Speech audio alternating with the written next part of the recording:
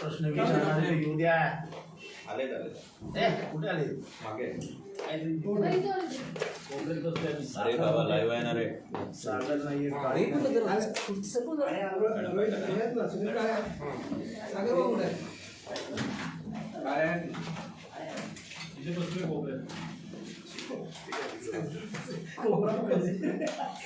एक मिनिट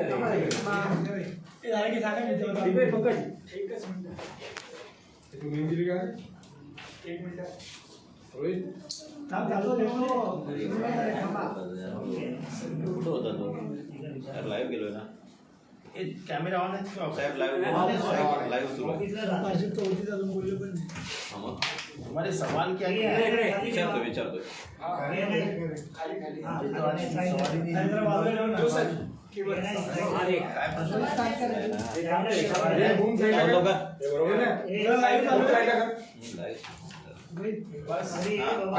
आमचा काढून चुकीचा रोलिंग. एक minute. Akhilesh Yadav has coined a new term opposing NDA as PD. PDA stands for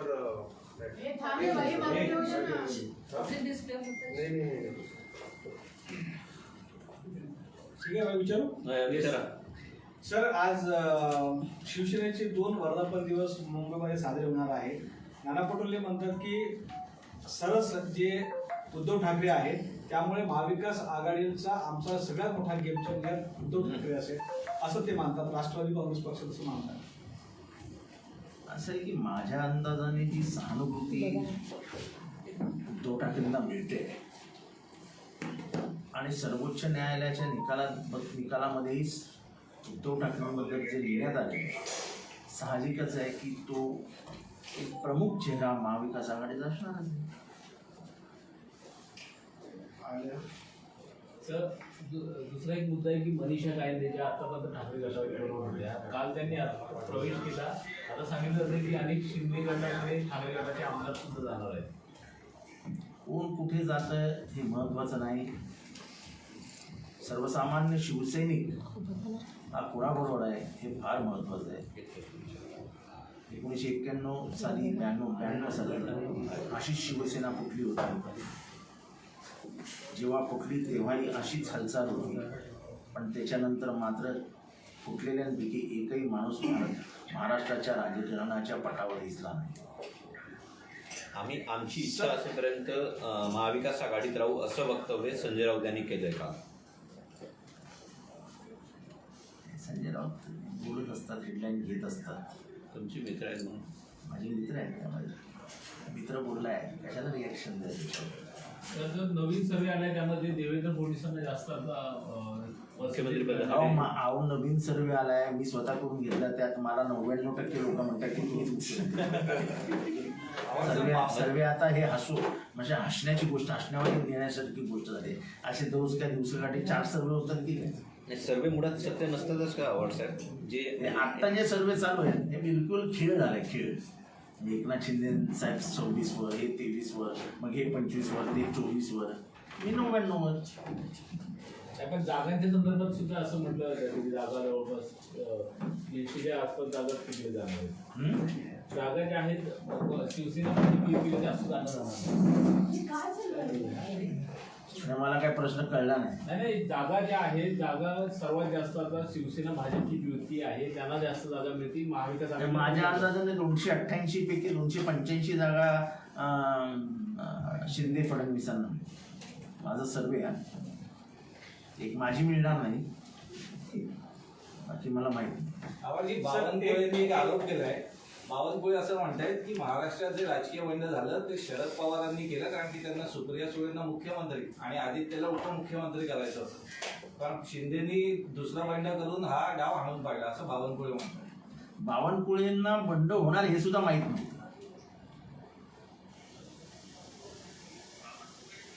ज्यांना साधी सीट मिळाली नाही त्यांना एवढ्या गुप्त गोष्टी सांगणार आहेत काय? आणि एवढी आकलन शक्ती आहे त्यांच्यात की शरद पवारांच्या मनात काय, शरद पवारांच्या मनात काय त्यांचे घरचे नाही सांगू शकत. हे बावनकुळे काय सांगणार? सर यही सवाल है दुसरा एक मुद्दा असा आहे सर, ज्या पद्धतीनं सांगितलं जाते की शिवसेना आणि भाजप आता सत्तेत आहे, पण आज जे ज्या पद्धतीने सर्वे येतो त्या सर्वेतून दाखवायचा प्रयत्न आहे की भाजपच मोठा भाऊ आहे.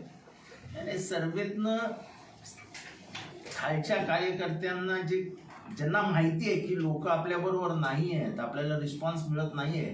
मी आता जेवढ्या गावामध्ये, खेड्यांमध्ये, शहरांमध्ये जातोय तिथे क्लिअर कट लोक जे काय बोलायचे ते बोलून दाखवतात. आणि हेच बोलणं हे मंत्रालयात सुद्धा येतं. त्याच्यामुळे कसंही करून, काही करून, सर्वे बिर्वे काही करून लोकांच्या मनात एक टाका की नाही सगळं सुरळीत आहे आणि पुढचे सत्ताधारी पण हेच आहे, तुम्ही काही काळजी करू नका. सर रंगवाजंग करायला पण सोपं जातं ना.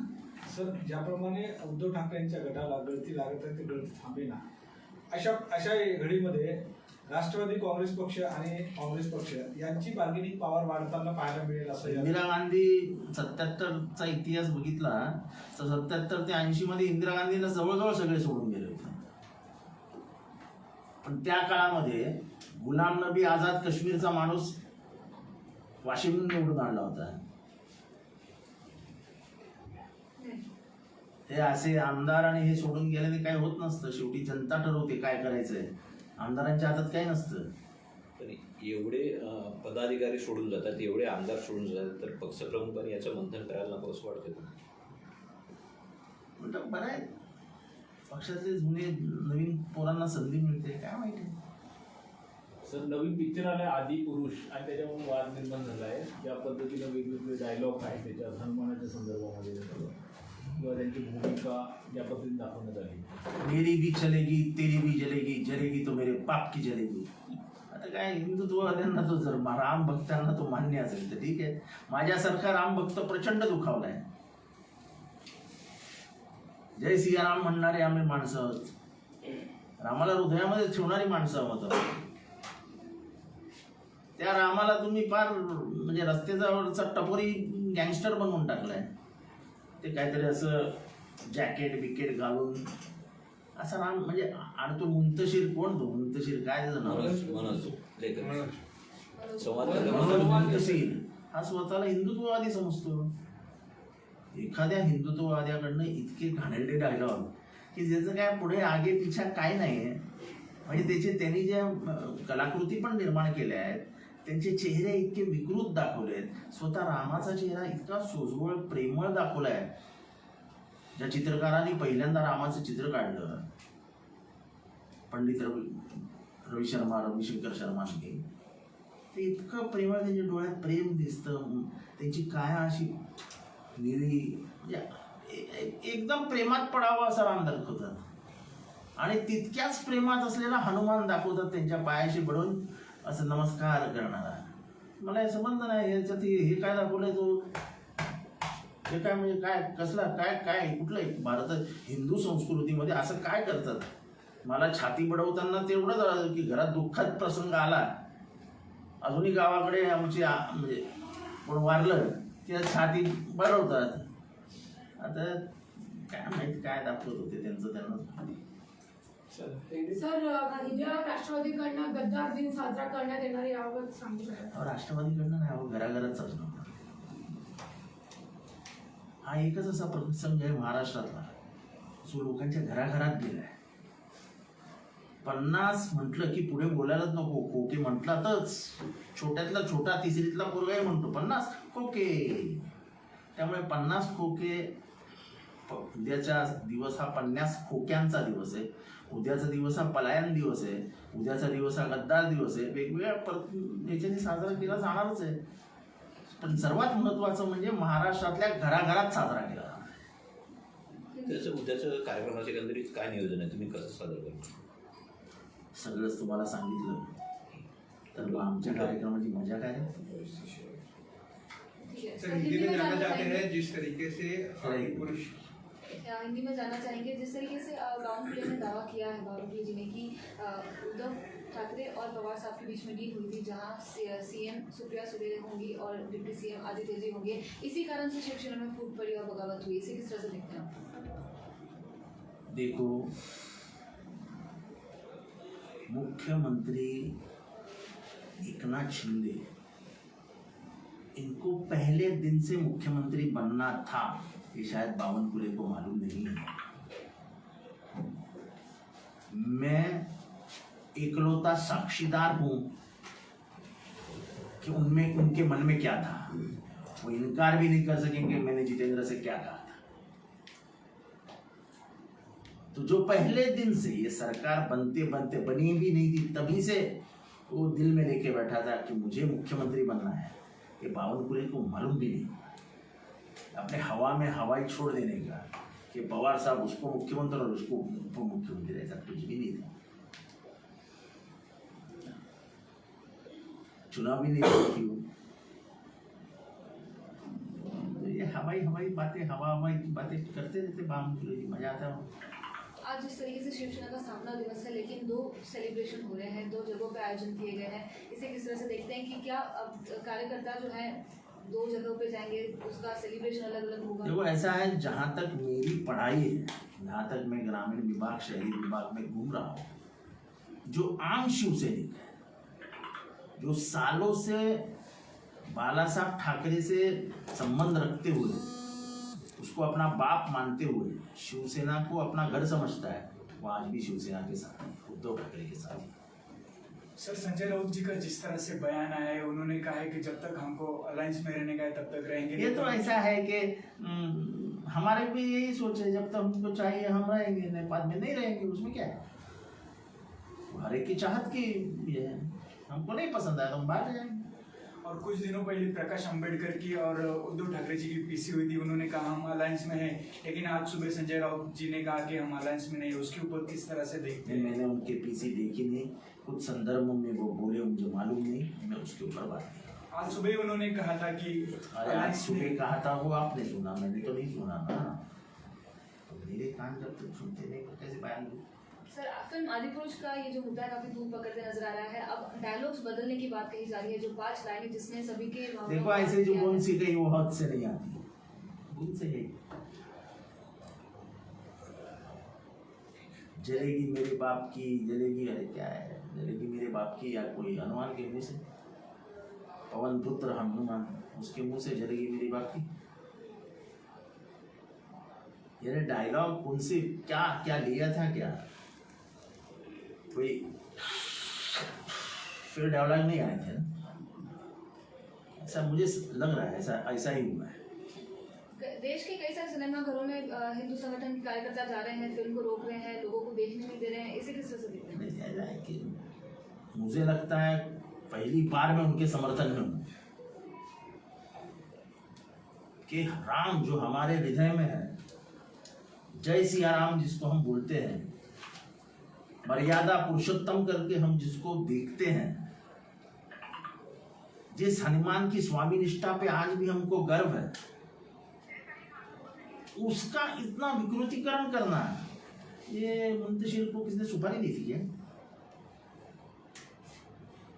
अब तो ये मुंतशिर उनका आदमी है, अब उनके ही आदमी ने इतनी बड़ी गलती करी है तो उन्होंने उसको सुधारना चाहिए।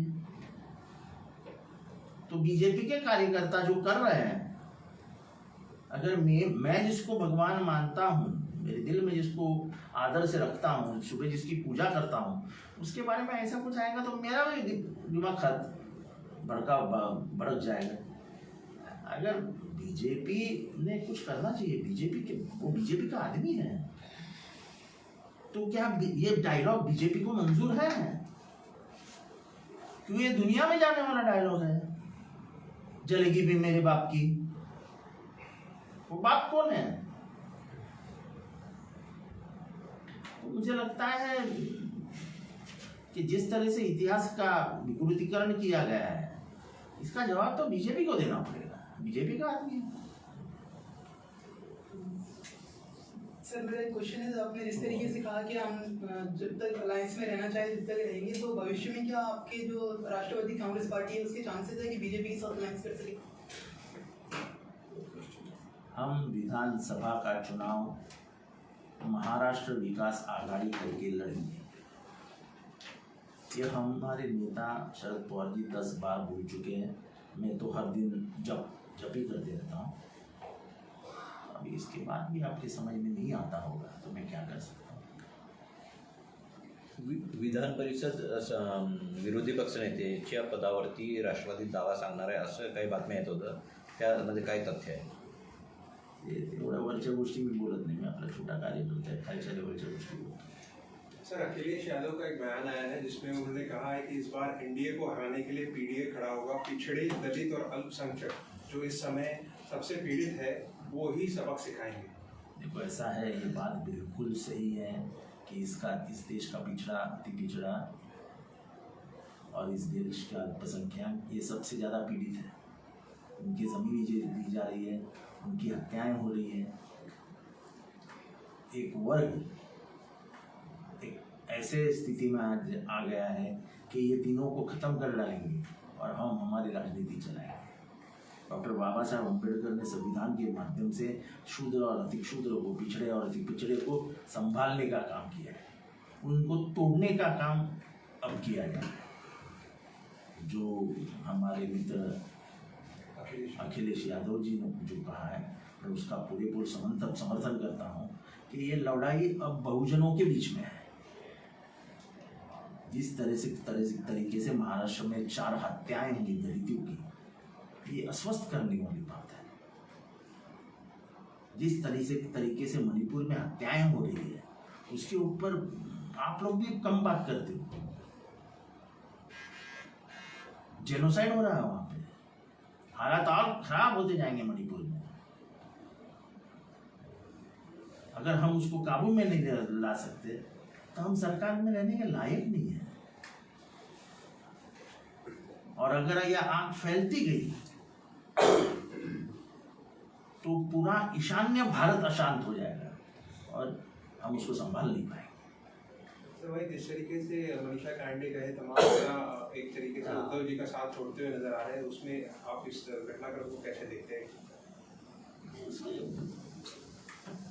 मनीषा कांडे जाने से क्या होता है, मैं जानता नहीं वो बेचारी किस कारण गई, मुझे मालूम नहीं।